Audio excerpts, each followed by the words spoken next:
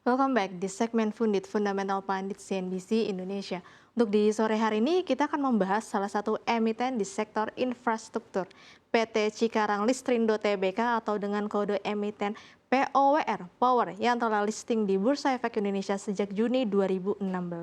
Dengan harga IPO di saat itu adalah sebesar Rp1.500 per lembar saham. Sebelum membahasnya lebih lanjut, kita cek dulu pada perdagangan hari ini Power ditutup di harga berapa.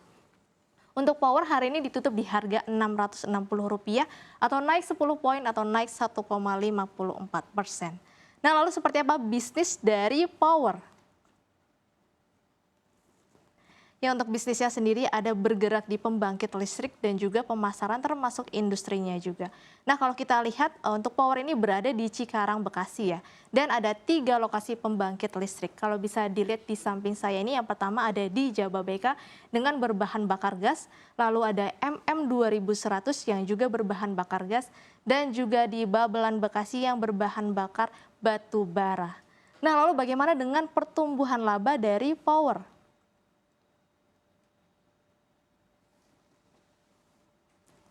Ya, bisa dilihat di samping saya ini adalah pertumbuhan laba dari Power kalau kita lihat dari tahun 2019 hingga tahun 2022.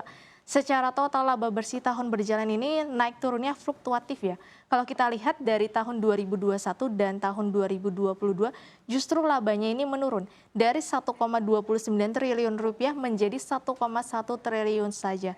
Nah, namun yang menariknya, labanya turun tapi justru pendapatannya naik. Kita bisa lihat pada total pendapatan di tahun 2021 ini 7,3 triliun rupiah. Dan di tahun 2022 ini naik menjadi 8, triliun rupiah.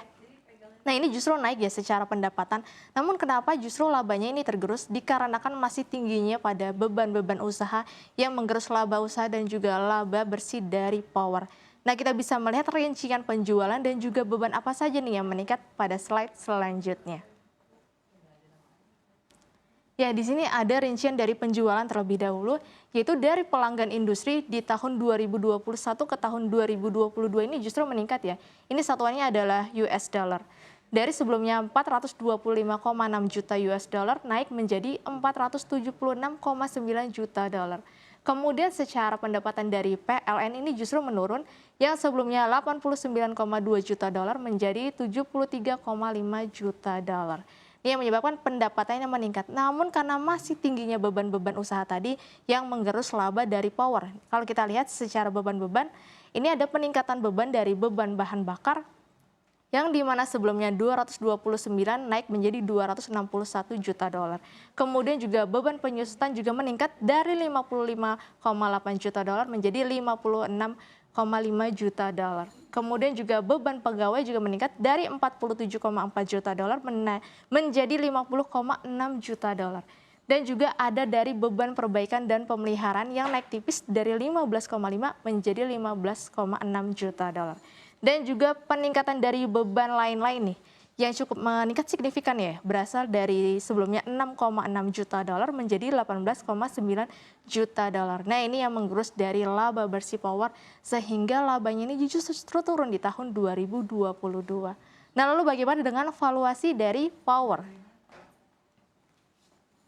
Ya, bisa lihat di samping saya ini adalah rasio keuangan dari Power. Kalau kita lihat secara book value-nya berada di 677. Sedangkan tadi ada pergerakan harga saham hari ini berada di 660 yang menandakan bahwa harga saham Power hari ini masih under value ya atau murah. Kalau kita bisa lihat secara PBV-nya ini masih di bawah 1 yaitu 0,97 yang menandakan bahwa harganya ini masih murah. Lalu kita bisa melihat juga dari gross profit margin-nya berada di 24,27%, yang menandakan bahwa margin atau keuntungan dari selisih dari pendapatan dan juga beban pokoknya ini menghasilkan sekitar 24%. Untuk menghasilkan laba bersihnya atau net profit margin berada di 13,18%.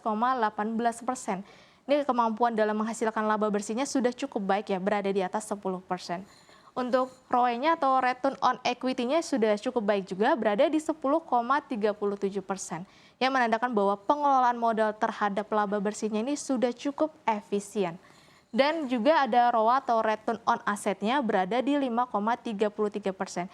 Ini masih berada di angka di bawah ideal yaitu 5,9% yang menandakan bahwa pengelolaan aset terhadap laba bersihnya masih kurang maksimal ya.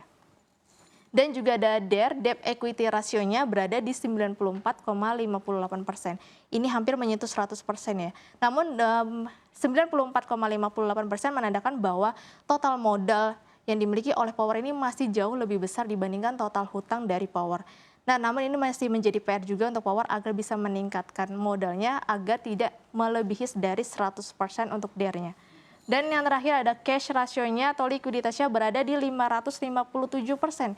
Ini angkanya cukup tinggi juga ya, yang menandakan bahwa likuiditas kas dari Power ini cukup tinggi atau dalam kemampuan membayar kewajiban lancar terhadap aset lancarnya ini sudah cukup baik. Dan di sampingnya ini ada kompetitor dari Power, yaitu ada Ken dan juga Arko. Kalau kita lihat secara price book value-nya di sini yang paling murah yaitu Ken, lalu disusul Power yang masih di bawah 1, dan untuk Arko ini sudah terbilang over value berada di 4,56. Untuk secara sektoral atau price earning ratio-nya ini untuk pembangkit listrik bisa terbilang murah jika PER-nya di bawah 17. Berarti di sini Power dan Ken ini bisa terbilang murah ya karena masih di bawah PER 17. Untuk Arko sudah over value berada di 31,29. Untuk net profit marginnya atau dalam menghasilkan laba bersih di sini yang paling unggul adalah Ken di 32%, lalu disusul Arko 22,62%, dan juga Power di 13,18%. Lalu bagaimana dengan prospek bisnis dari Power?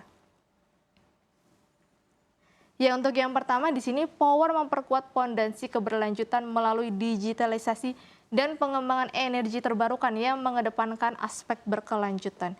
Jadi di mana di tahun 2022 ini Power sudah mengerjakan proyek untuk energi terbarukan dan tidak menutup kemungkinan akan melanjutkan proyeknya di tahun 2023.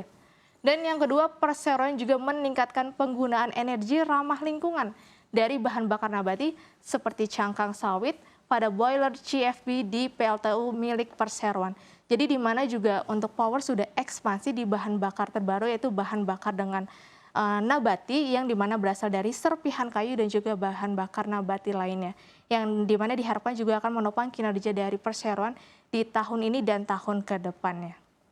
Nah, lalu di samping saya ini ada pergerakan harga dari Power.